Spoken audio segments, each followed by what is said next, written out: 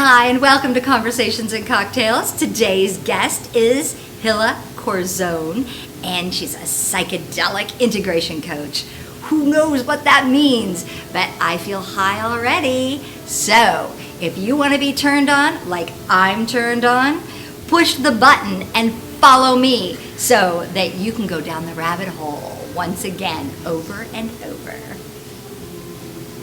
Hi, and welcome to Conversations and Cocktails. Today's guest is Hila Corazon, and she is a psychedelic integration coach who has her bachelor's in some kind of psychology, and she'll tell us in a moment. And she's going to school for more psychology. So, psychedelics and psychology, that's pretty great, right? She chose, because she's very much into the mind, she chose a decaffeinated peppermint tea as her cocktail of choice because you don't want to fuck with up above, right?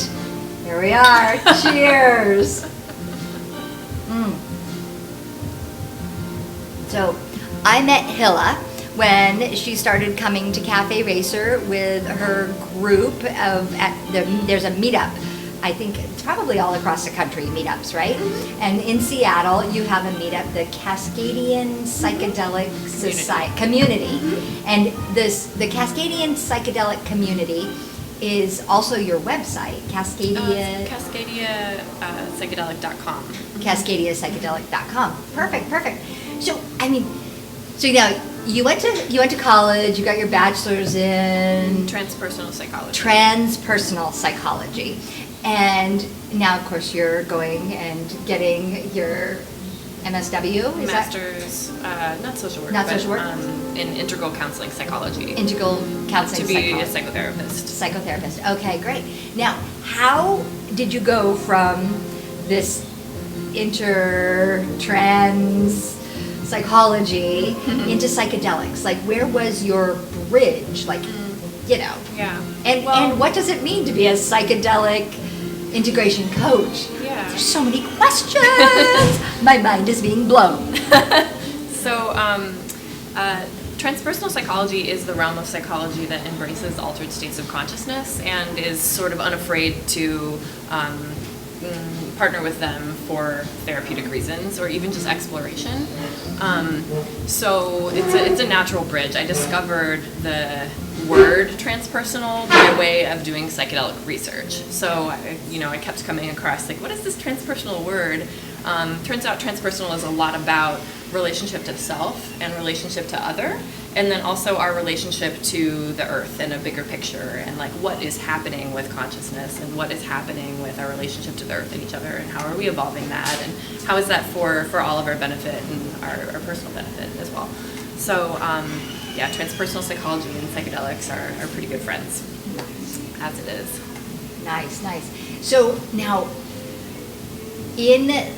as a psychedelic integration coach, can you define that for me? Sure, yeah. So these are all new words. So there are psychedelic integration specialists of all kinds. Some are coaches, some are psychotherapists, some are folks just doing peer-led integration circles in a community. So, which is a lot about just talking about your psychedelic experience, and integration is the process of taking the information that comes from a psychedelic experience and applying it in one's life. So making meaning out of that, and sometimes that meaning can change from something it is maybe that same day as the experience. Maybe it'll be different the next day, and then both of those meanings can transform in the future to something else. So it's intelligently carrying information forward, applying it to your life, so the gifts of the psychedelic experience come through you in your life. And then so I'm going to break this down for the layperson, because I'm the layperson, so you can help me here. Okay, so I choose a psychedelic. So I choose, how about if you throw one out? Oh, ayahuasca, because we talked about, I lived on an ayahuasca retreat center. I don't know if any of you know that, but... no big deal. Yeah, it was awesome. I didn't do ayahuasca, but I did live on an ayahuasca retreat center. So we're going to use ayahuasca as the example. Okay, so say I do ayahuasca, or somebody does ayahuasca, and then, so my understanding, living there, is that people do the ayahuasca at night, it looks like, for I don't know why, but is that normal? Yeah, it is. It's sort of representative of going into the underworld or going into the depths of the self, right? So it's dark out, this kind of creates a container for journeying. It's common in most traditions that use psychedelics or entheogens. Okay, that's cool. I mean, and we were, like, I'm going to give you the visual because it was very cool. They have this round a maloka, a round hut, basically a big hut called a maloka, and they would go in before somebody. It was a group, they'd have a man and a woman doing singing voices, and then people would come in. But before they let the people in, because we were in the jungle, they would do the tarantula sweep. Yes. Go through, because Westerners don't really like tarantulas, it turns out. Weird. Well, they're really like teddy bear spiders. Yeah. But so then these people, we'll say a bunch of Westerners, come to do this ayahuasca experience because maybe they're addicted to a drug that they want to get off of, or they've got a question that has been hurting them, or they've got fear that they're overcoming, or whatever their personal reason. Maybe they just want to do drugs. I don't know. Yeah. But so it's at night. The tarantula sweep has happened. They go in. They do their ayahuasca, and during the ayahuasca journey, what I'm hearing you say is that then the data is downloaded. I mean, I didn't do it. Because there's I heard diarrhea and vomiting. It can happen, yeah. Okay. For some, it's a very integral part of the experience. Yeah. But it's also part of tradition, right? So, you take the medicine, and then the medicine will kind of like pull out what is unwanted. So I heard it's releasing the purge. Yeah, that's what I heard. It's cleansing. You know how, like, after you throw up, you're kind of high? Like, you feel good, right? Even if you have the flu and you throw up and you're kind of, like, relieved, you feel good. But, like, you have that experience also with ayahuasca, the aid of the ayahuasca. And usually that's kind of a turning point in the journey. Like, you purge, and then you can kind of reflect on what it was that maybe happened right before you purged. It's probably something dark. Maybe you're visiting a trauma or something like this. Fascinating. You put it in your bucket, or at the foot of the tree. This is. I mean, I have to say, because I lived there, and I couldn't understand the language. I mean, they don't even speak. They speak Shipibo where I was at, and I didn't ever ask anybody. Okay, so something. I can relate to this because I went to a third world. The first time I went to a third world country, I held it all in. All the pain and suffering that I saw, I held in until I got back home. And then when there were no children at home or anything, I actually started vomiting. And all the visions of what I had seen in this third world country that for me were heartbreaking and gut-wrenching for my luxurious, living in Seattle. I was just like, how could this be happening? But I held it for probably 2 weeks, and then as soon as my child was safely out of the house, I just literally started purging, and I could see all those visions of all the things I didn't like. So when you take ayahuasca, is what I'm hearing from you, which I never understood, you might have a vision, and then you purge and release, and then you remember that after the it doesn't affect your memory at all. And it might not be necessarily that linear, but typically, a person would take the medicine, and then there may be some amount of time that, you start to feel sick and kind of like feeling it in your gut a little bit. During that time, you might be coming up on the drug or the medicine. So usually there's some turning point that you are sort of reflecting on something maybe negative in your life or something you're working on. It's a great time to think about that because you're already feeling kind of bad or sick, or maybe there's some pain or maybe some like tremors, which I've learned to like. So at that point, maybe you purge, and it can be a great release of whatever that trauma is or whatever that thing is that you were visiting, or like why you're there, why you're in the jungle, or why you're taking this psychedelic trip in the first place. Oh, that's amazing. Okay, so now this has happened, whatever end your release is coming out of, and maybe then, both if you're lucky. I like that. If you're lucky, you're shitting and vomiting. I like it. In the place that we lived, I mean, I went into the Maloka during the day. We were there for a while, so I got to see all the things. And they had, I think it was like 4 holes that were toilets for people to, I imagine, to release in. Okay, so now the person comes out of their journey, right word? Okay, they come out of their journey and they've gotten some data. They remember something really horrible that they might not have wanted to remember per se. They've done their vomiting, they've done their shitting, and so then they're kind of left, like where we were, there's a lot of Westerners, there's nobody speaking English, really. I mean, Spanish if you're lucky, but these are Shipibo people, so that's the language that they're most comfortable with. And now there you are, raw. You've been shitting and vomiting, and you remember that horrific thing that happened to you when you were 12 and why your life has sucked ever since.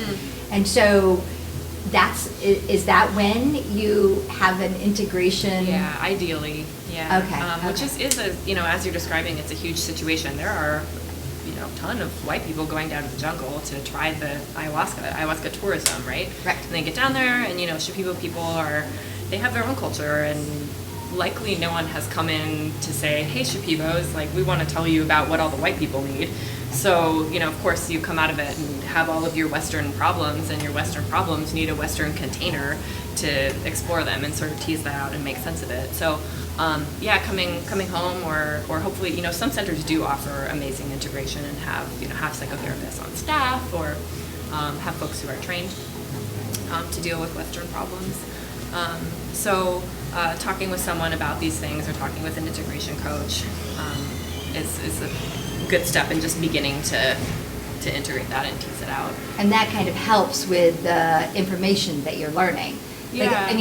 Because to me, again, I lived in this beautiful jungle, retreat center and watched cycles of groups coming and going, which had nothing to do with me, but I got to watch, and it was fascinating. It was just like, okay, what are you doing? You're dieting? Why? Just all the different things that happen. And the people, the Shipibo people, the open heart, it's just, their culture is pretty amazing in and of itself. But yes, ayahuasca tourism was definitely there. Yeah. So even if somebody was to do that, so now, I just used ayahuasca because I know that. So do all psychedelics do they all give you like a message? Is that what a psychedelic is for? Is it what? What is a psychedelic for? I don't know. Yeah.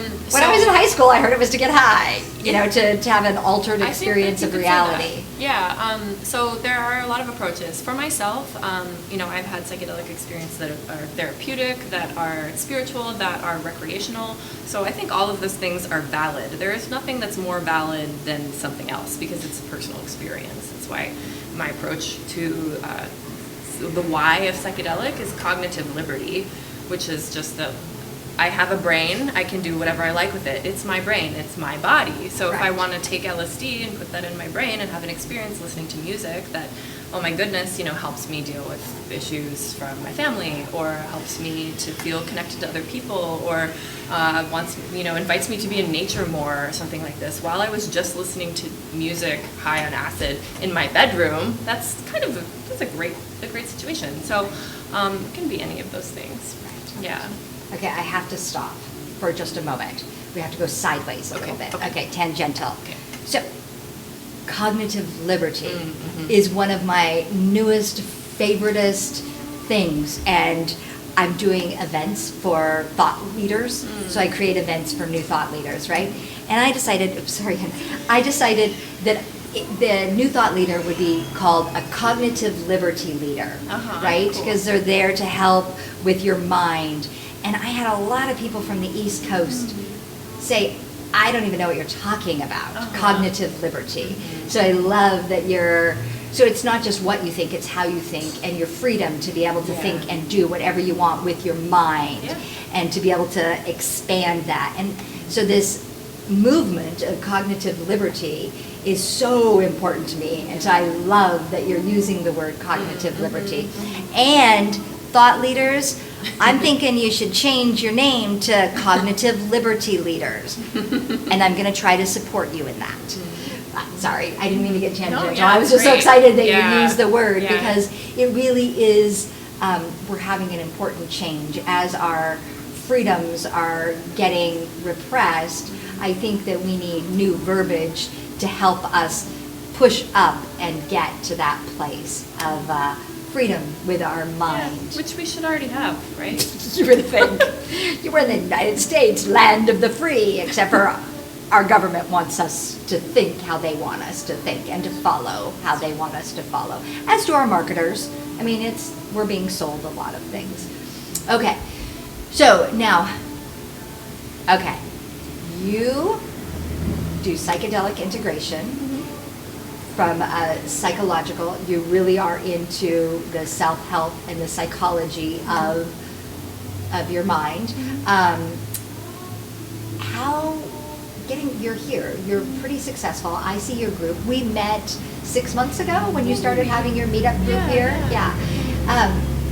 How have you had blocks in this? Like, if you're looking at this beautiful thing that you do for many people, and we have even talked about, because I lived on this ayahuasca retreat center, you and I have even talked about going down, and I had set up a retreat at one point that I had to cancel for other reasons, but we've talked about taking a group down to the Amazon and leading a group.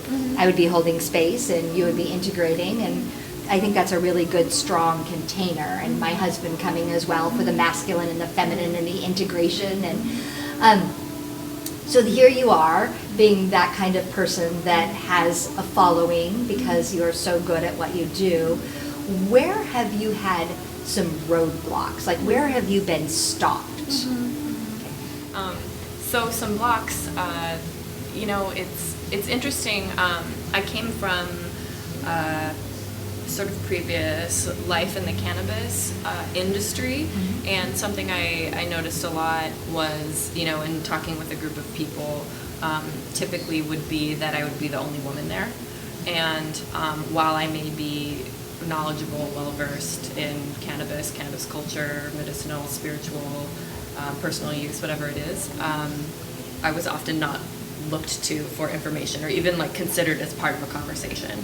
So I started noticing that in that community, and that I think is less in the psychedelic community, but still to an extent, just because we are Westerners in an American culture in a masculine dominant, masculine default culture. I still, even when I met Michael Pollan, when I tabled at his event, he turned to the men first, and I thought, I had something to say to you.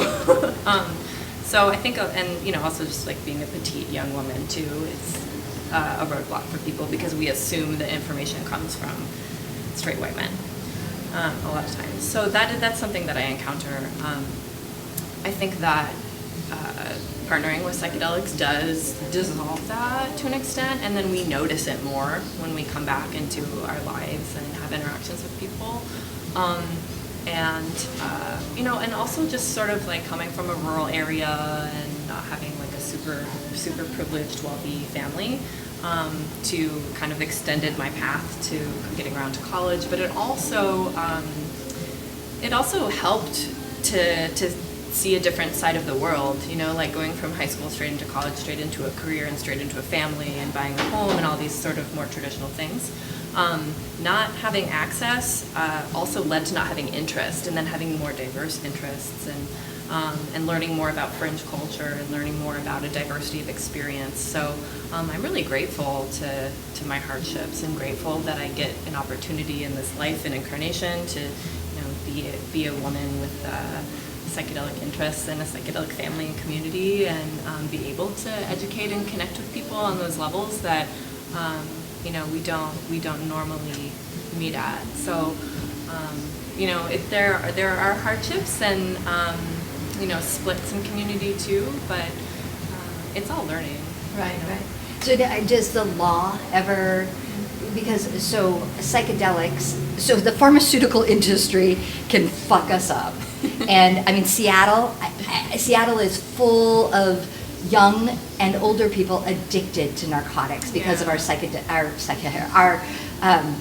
industry. Yeah. You know, it's the MDs.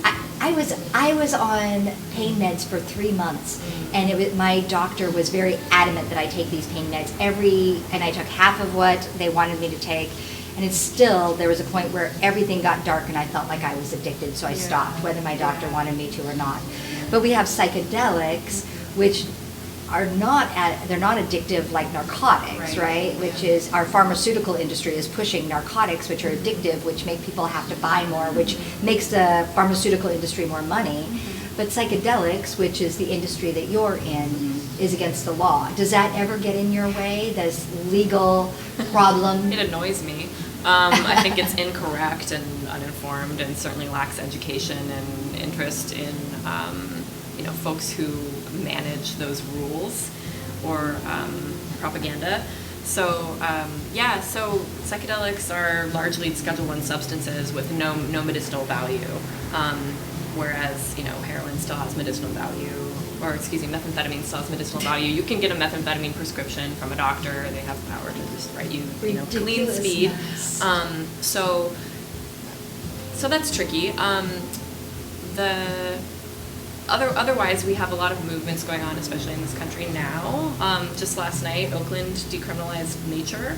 Was their movement, the city of Oakland. So what is nature? Nature is peyote cactus, other mescaline-containing cactuses like wachuma or San Pedro. The ayahuasca plants were decriminalized. So you can go down to iboga.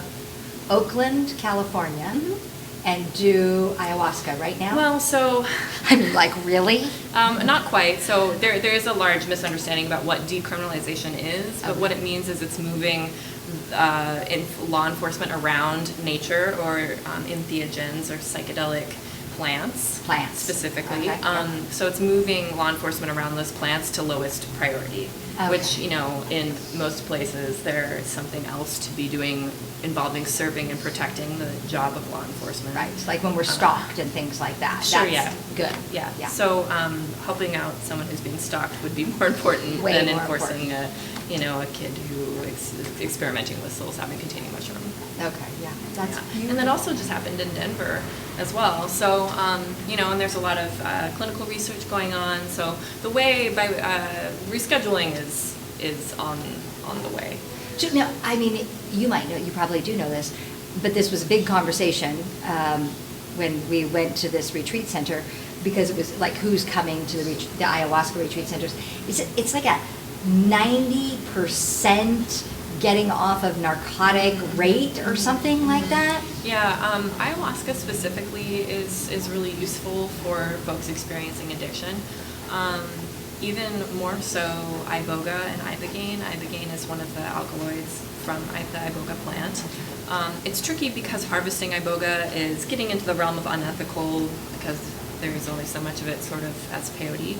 However, ibogaine is used in treatment facilities in Mexico and Canada, where it's legal, and other countries around the world, to help people detoxing from opiate-like drugs. Opiates, so, yeah. Yes, and it... which is what our doctors like to give us. True, and probably why it's illegal in this country. But it does really help people. It helps people get through a withdrawal, which is incredible. A lot of people report having a life review, sort of getting an opportunity to see how they got to this point in their addiction, to see things from different perspectives and other people that maybe they have hurt in their lives, and sort of have a compassionate connection that way.